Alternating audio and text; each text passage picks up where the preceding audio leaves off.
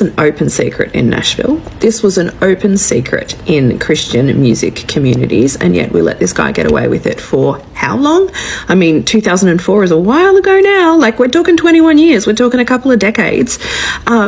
I think, first of all, if you grew up on the Newsboys or DC Talk music, you might need to check in with yourself today, especially if you're deconstructing or you face some type of church abuse. Just hours ago, the silence was finally broken. The Newsboys, one of the most recognized names in Christian music, have officially responded to the swirling controversy surrounding their former frontman, Michael Tait. After days of speculation, intense online debates, and rising pressure from fans and critics alike, the band has stepped forward to share their side of the story. And what they had to say? Well, it's something the entire Christian music community has been waiting for. For those unfamiliar, Michael Tait, who led the Newsboys for over 15 years and became a defining voice for the band's modern era, announced his sudden departure under a cloud of uncertainty. Rumors ignited after a viral video made some serious allegations against him, prompting fans to question whether his exit was truly the result of prayerful reflection or something far more complicated. Until now, the band had remained quiet. No statements, no interviews, no public acknowledgement of the growing storm. But that all changed today. In their official statement, the Newsboys addressed the issue head on. They acknowledged Michael's departure and expressed gratitude for the years he spent with the group. However, they also made it clear that they were not aware of all the details surrounding the recent accusations and that they are choosing to remain focused on moving forward with integrity and discernment.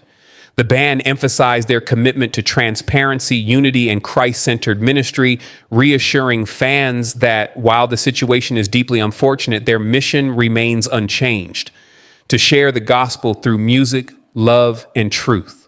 Last night, our hearts were shattered when we read the news alleging drug abuse and inappropriate sexual actions by our former lead singer, Michael Tait. While Michael has not addressed these allegations, we are devastated even by the implications. First and foremost, our hearts are with the victims who have bravely shared their stories. If you're a victim, we urge you to come forward. We absolutely do not condone any form of assault. The four of us are husbands and fathers. Between the four of us, we have 14 children. Our wives and children have made many sacrifices while we have dedicated our lives to playing music together that glorifies God. We are horrified, heartbroken, and angry at this report. In many ways, we feel as if we and our families have been deceived for the last 15 years. When the band left in January, Michael confessed to us and our management that he had been living a double life, but we never imagined that it could have been this bad.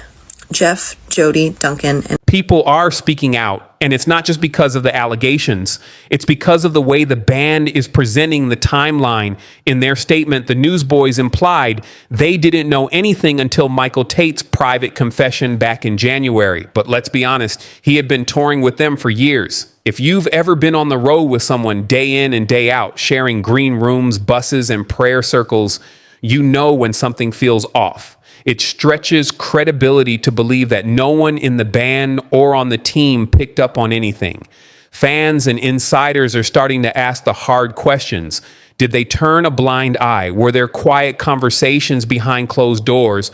Or was this just damage control wrapped in public relations language? The real issue isn't just what Michael did, it's whether the people closest to him looked the other way. I find that kind of hard to believe that every member of the Newsboys that he was working with just had no idea that he was allegedly sexting other people. I don't feel like people understand how intimate and tight-knit touring is. You're pretty much with your band, with those people for an extended amount of time on multiple occasions as you're traveling around playing music. You live life together. You see a lot that other people do not see. Revisiting the allegations that Michael Tait had provided illegal substances on the Newsboys tour bus. My question is, if you're touring with an entire band and you are doing illegal substances, there are signs for that.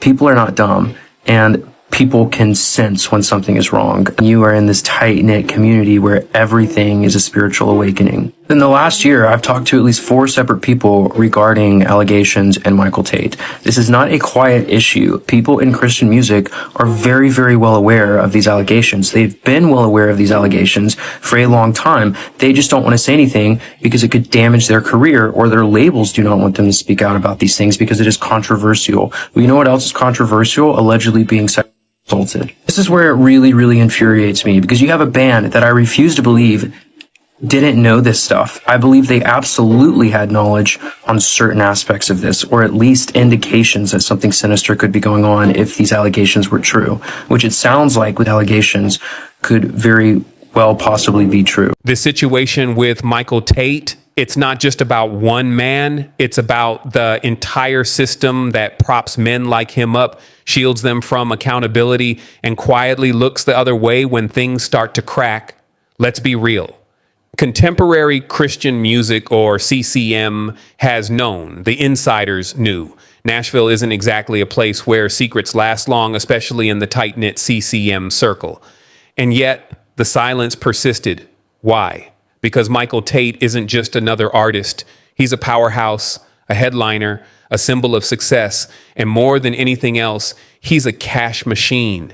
In many ways, Michael has been CCM's version of Diddy, a larger-than-life personality whose fame, influence, and revenue-generating power made him virtually untouchable. When someone's bringing in that much money, there's a lot of incentive to ignore the red flags, to sweep the whispers under the rug, to maintain the illusion of holiness even when the foundation is crumbling. And that's what makes this so infuriating. The way the people around him, his bandmates, his team, even the industry leaders have acted like this is all new to them, as if they didn't know, as if none of the signs were there. I'm sorry, but I'm not buying it. You're telling me that men who have toured with him for years, shared dressing rooms, green rooms, flights, hotels, had no clue? That they never caught wind of the rumors that have circulated in Nashville for years? This wasn't a hidden scandal. It was the worst kept secret in Christian music, and no one said a word because silence was easier. Silence protected the revenue. Silence kept the tours running, the albums selling, the interviews flowing. Speaking out would have disrupted the ecosystem, an ecosystem built not on truth, but on appearances. And that's the real tragedy here. Not just that Michael may have failed to live up to the image he projected, but that the system around him allowed it to continue unchecked. That same system has silenced victims. It's created a culture where the only voices that matter are the ones on stage, not the ones crying out behind it. And this is bigger than Newsboys, bigger than one artist. It's about a Christian industry, an entire machine that has shown time and again that it will protect its stars over its people, that it would rather cover sin than confront it, that preserving a platform is more important than protecting the hurting. We've seen it before. Hillsong, Bethel, Elevation, the Southern Baptist Convention, Johnny Hunt, different names, same pattern, moral failure, public scandal, private cover-up. It's systemic.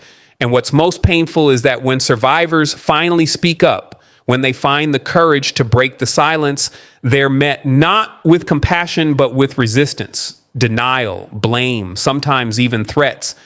And when leaders and artists pretend they were unaware, it's not just insulting, it's damaging, because it suggests that ignorance is an excuse for complicity, and it's not. What we're witnessing is not just a fall from grace, it's a symptom of something much deeper, a culture of self-preservation disguised as faith, a church culture that talks about truth from the pulpit, but buries it behind the scenes, that preaches repentance, but practices avoidance. And that has to change. We need leaders who are more concerned with holiness than with headlines. We need artists who care more about integrity than influence.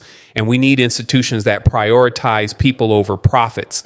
This isn't about shaming Michael Tait. It's about confronting the system that enabled this to happen in the first place. The silence, the complicity, the idolization of image over authenticity, that's what needs to be torn down. The church needs to wake up.